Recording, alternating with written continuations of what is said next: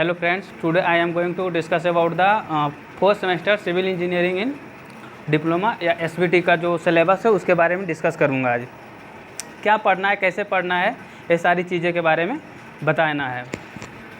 देखिए, आपको fourth semester, आप थर्ड सेमेस्टर पास करके फोर्थ सेम में आ गए होंगे, तो थर्ड सेम में आप जो भी पढ़े हैं फोर्थ सेमेस्टर का सिलेबस हम डिस्कस करने जा रहे हैं। तो चलिए देखते हैं।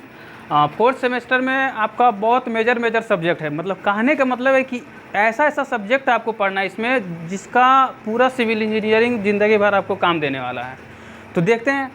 एडवांस सर्वेइंग, सर्वे आप थर्ड सेम में भी पढ़े होंगे, लेकिन वो बेसिक सर्वेइंग था, और कुछ पार्टिकुलर टॉपिक जो एडवांस लेवल पे जो आजकल यूज होते हैं, जैसे थ्योडोलाइट वगैरह ये सब चीज़ें जो यूज होती है, जैसे रोड का कटिंग, कितना मिट्टी कटेगा, कितना भराएगा, कहाँ पे क्या होगा, वो सारी चीज़ें के बारे में आप एडवांस टेक्नोलॉजी आ गए सर्वे में, तो आपके ये चीज़ भी पढ़ना है, एडवांस सर्वेइंग। दूसरी चीज़ आती है मैकेनिक्स ऑफ स्ट्रक्चर। आप उसमें पढ़े होंगे मैकेनिक्स सिर्फ। इसके पहले वाले जो सेमेस्टर में पढ़े होंगे जनरली तो मैकेनिक्स होगा, लेकिन इसमें अब धीरे धीरे जैसे जैसे सेमेस्टर बढ़ते जाएगा, लेवल बढ़ते जाएगा, उसमें ये चीज़ें सारे एडवांस होते चली जाएगी। तो इसमें मैकेनिक्स ऑफ स्ट्रक्चर, इसको शॉर्ट में मॉस भी आप बोल सकते हैं, मॉस भी बोलते हैं या शॉम भी बोल सकते हैं। स्ट्रेंथ ऑफ मटेरियल, जिस तरह के हम मटेरियल यूज कर रहे हैं उसकी कितनी स्ट्रेंथ हमें देगी, उस मटेरियल को यूज करेंगे तो कितना स्ट्रेंथ वो गेन कर सकता है, ये सारी चीज़ें के बारे में डिस्कस कर सकते हैं। किस में? मैकेनिक्स ऑफ स्ट्रक्चर में। चाहे तो कोई बीम बना रहे हैं तो वो बीम कितना लोड लेगा, और उस बीम में क्या क्या चीज़ें हम यूज किए हैं, उस सब चीज़ें के बारे में इसमें बताया जाएगा आपको। और एक आता है जियो टेक्निकल इंजीनियरिंग। जियो टेक्निकल इंजीनियरिंग को थोड़ा सा होल्ड करते हैं क्योंकि इसी के बारे में डिटेल में बात करेंगे हम। उसके बाद आता है एक ट्रांसपोर्टेशन इंजीनियरिंग।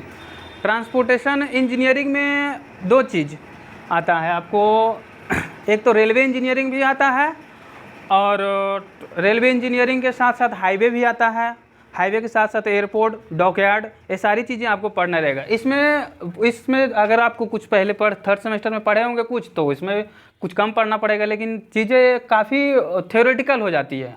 और एक कहता है हाइड्रोलिक्स। कोई डैम बना तो कितना लोड लेगा, उसमें कितना पानी हम रख सकते हैं, हाइड्रोलिक्स। बियर, बैराज, ये सब सारी जो डैम वगैरह हो गया, ये सब इसी के अकॉर्डिंग डिजाइन होता है। और फ्लूइड मैकेनिक्स जो होता है ना, इसी को, हाइड्रोलिक्स को ही पहले फ्लूइड मैकेनिक्स के नाम से जानते थे। अब चीज़ें एडवांस होती चली जा रही है, तो आपको भी अपने आप को अपडेट रखना पड़ेगा। और ये चीज़ें पहले फ्लूइड मैकेनिक्स में पढ़ना पड़ता है। ये जनरली फ्लूइड मैकेनिक्स ना, ये मैकेनिकल इंजीनियरिंग के लिए होती है, मैकेनिकल, क्योंकि वो ज़्यादातर फ्लूइड्स के बारे में अध्ययन करते हैं। हम लोग हाइड्रोलिक्स स्ट्रक्चर के बारे में अध्ययन करते हैं, इसलिए हमको डायरेक्ट हाइड्रोलिक्स बोल दिया गया है। अब बात करते हैं जियो टेक्निकल इंजीनियरिंग की। यही क्लास जो होगा पूरा अपडेट होगा इसमें। जियो टेक्निकल इंजीनियरिंग, एक तरह से अगर इसको बोला जाए जियो टेक्निकल को, तो जियो का शब्द का मतलब आप सबको पता होना चाहिए कि क्या होता है जियो को। ये चीज़ें जो आते, जब सिलेबस एडवांस रूप में अपडेट हुआ तब ये सारी चीज़ें आया, लेकिन इससे पहले जो पढ़ाया जा रहा था, इस सब्जेक्ट को किस नाम से पढ़ाया जा रहा था, वो नाम था सॉइल मैकेनिक्स था। ये नाम से चीज़ों को पढ़ाया जा रहा था, सॉइल मैकेनिक्स के ही नाम से इसको पढ़ा रहे थे। चीज़ें कुछ नहीं है, वो भी चीज़ वही है, ये भी चीज़ वही है, जब बस नाम बदल गया। जैसे आपका नाम क्या होता है, घर में कुछ और होता है, क्लासरूम में कोई और होता है, दोस्त कुछ और नाम रखता है, बस वही चीज़ें हैं। सरकार और इंजीनियरिंग सारे लोग जो आईएएस वगैरह होते हैं उसको नाम में चेंज कर दिए हैं, क्या दिक्कत है। तो चीज़ें वही पढ़ना है। तो फोर्थ सेमेस्टर में आपको क्या क्या चीज़ें पढ़नी है वो डिटेल में बताएंगे, क्या क्या चीज़ पढ़नी है। देखिए, पहला टॉपिक आपका आता है overview of Jio technical engineering. जो सब्जेक्ट आपको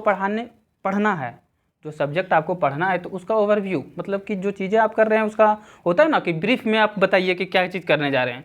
तो हम सॉइल के बारे में पढ़ने जा रहे हैं, तो हमको पहले सॉइल के बारे में कुछ पढ़ना पड़ेगा, कुछ शॉर्ट में ब्रीफ में नॉलेज लेना पड़ेगा। जैसे जो नदियों के द्वारा मिट्टी बहा आते हैं उसको क्या कहते हैं, जो चट्टानों से टूट कर बनते हैं उसको क्या कहेंगे, चाहे नदी के किनारे में जो इरोजन होते हैं उससे जो मिट्टी फॉर्मेशन होता है वो चीज़ क्या होती है, ये सारी चीज़ें को ओवरव्यू ऑफ स्ट्रक्चर। आपके एग्जाम में जो होता है ना, दो चीज़ें चलती है, एक एक्सटर्नल, एक इंटरनल। इंटरनल में पहले 20 मार्क्स का क्वेश्चन पूछे जाते थे। कितने? 20 मार्क्स का। अभी भी 20 मार्क्स का पूछे, लेकिन 10 मार्क्स का जुट गया क्या, टीचर असेसमेंट। मतलब आपके कहने का मतलब है कि पहले एक्सटर्नल में 80 मार्क्स का होता था, बट अब 70 मार्क्स का होता है। उस 70 मार्क्स में आपको यहाँ से क्वेश्चन पूछे जाएंगे सारे, और बाकी 30 का कॉलेज एग्ज़ाम करवाती है। तो ये तो सॉइल के बारे में जो जनरली ये चीज़ होती है, 2 नंबर का इसमें 2 नंबर का क्वेश्चन पूछता है, 2 मार्क्स का ओनली। और सबसे इम्पोर्टेंट थिंग, ये सारी सब्जेक्ट जो है जितनी आप देख रहे हैं यहाँ पे, ये आपको आगे जब आप पास आउट भी कर जाओगे ना, तो ये सारी चीज़ें आपको पीछा नहीं छोड़नी चाहिए। और आप भविष्य में आप जब जेई बनोगे, बनना तो है ही, जेई बनोगे तो ये सारी चीज़ें आपको साथ में लेकर चलना है, क्योंकि आप जो 4th सेमेस्टर, 5th सेमेस्टर और 6th सेमेस्टर में ये चीज़ें बहुत अच्छी सब्जेक्ट पढ़ने को है। और एक सॉइल मैकेनिक्स का देखिए सबसे important topics, physical properties of soil. Physical properties में क्या क्या चीज़ें, इसके किस तरह से कैसे फॉर्मेशन होता है, उसको कौन सा पार्टिकल को क्या कहेंगे, ये सारी चीज़ें के बारे में। ये सबसे ज़्यादा देखिए, हम बोले थे कि इंपॉर्टेंट है, तो जो चीज़ें इंपॉर्टेंट हो तो उससे ज़्यादा नंबर का क्वेश्चन आपको पूछा भी जा रहा है। ये पूछा 20 मार्क्स का पूछ रहा है इसमें।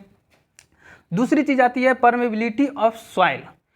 परमिएबल का मतलब क्या होता है, कोई मिट्टी है, ऊपर से पानी डाले तो उससे पानी धीरे धीरे करके क्या आएगा, नीचे आ जाएगा। तो उससे आपको क्या लगता है, सिप हो रहा है कि परमिएबल होगा। तो अगर आपका सॉइल परमिएबल होगा, मतलब उसमें अगर वॉइड्स होंगे तो पानी आपका नीचे आ जाएगा। तो वो चीज़ के बारे में इसमें डिस्कस करना है। अब परमिएबल और सीपेज दोनों एक ही तराजू का दोनों पहलू है। कहने का मतलब कि जब आपका सॉइल परमिएबल होगा तो सीप भी कर जाएगा, मतलब आपके मिट्टी में जब वॉइड रहेगा, सॉइल में वॉइड रहेगा, तो पानी सीप करके नीचे आएगा, सीप करके नीचे आ जाएगा। ये चीज़ें ये भी इंपॉर्टेंट है, काफ़ी इंपॉर्टेंट है। इस सब में सारे न्यूमेरिकल्स प्रॉब्लम भी हैं, और जो 10 मार्क्स का आपको एक्सटर्नल में पूछा जाता है। और third one is shear strength of soil. अब तो सर सब चीज़ बातें कर ली हैं कि कौन कितने नंबर का देगा, कौन किसकी क्या प्रॉपर्टी है वो, लेकिन एक चीज़ें होती है ना कि सॉइल भी होती है। तो बहुत सारे देखिएगा कि ड्राई सॉइल रहेगा तो उसकी स्ट्रेंथ कुछ और मजबूत रहेगा, उसको एक फैट मारेंगे तो टूटेगा नहीं। बहुत सा मिट्टी गीला जो रहता है, जो मॉइस्ट रहता है, जिसमें मॉइस्चर कंटेंट होते हैं, वो क्या उसको दबाएंगे तो दब जाएगा, मतलब उसको जिस तरह से हम शेप देना चाहेंगे तो वो दे सकते हैं। लेकिन कुछ सॉइल हार्ड होती है, हार्ड होने के साथ साथ भी उसके हार्डनेस उसमें कैसे आती है, हार्डनेस कैसे आएगी, shear strength of soil. Shear उसका मतलब घींचे तो टूटेगा, टूटा कि नहीं टूटा, एक किसके बारे में हम किस में पढ़ेंगे जाकर, शियर स्ट्रेंथ में पढ़ेंगे। दूसरी चीज़ आता है कंपैक्शन ऑफ सॉइल। कंपैक्शन में क्या करना है, अगर हम कहीं देखिएगा कंपैक्शन ऑफ सॉइल के लिए अगर आप कोई घर बनाते हैं, एकदम पूरा नया घर बनेगा आपका, तो उसमें जनरली मिट्टी पहले डाल दिया जाता है, जो होता है फाउंडेशन आपको क्रिएट करके मिट्टी डाल दिया जाता है। उसके बाद कुछ वक्त के लिए छोड़ दिया जाता है,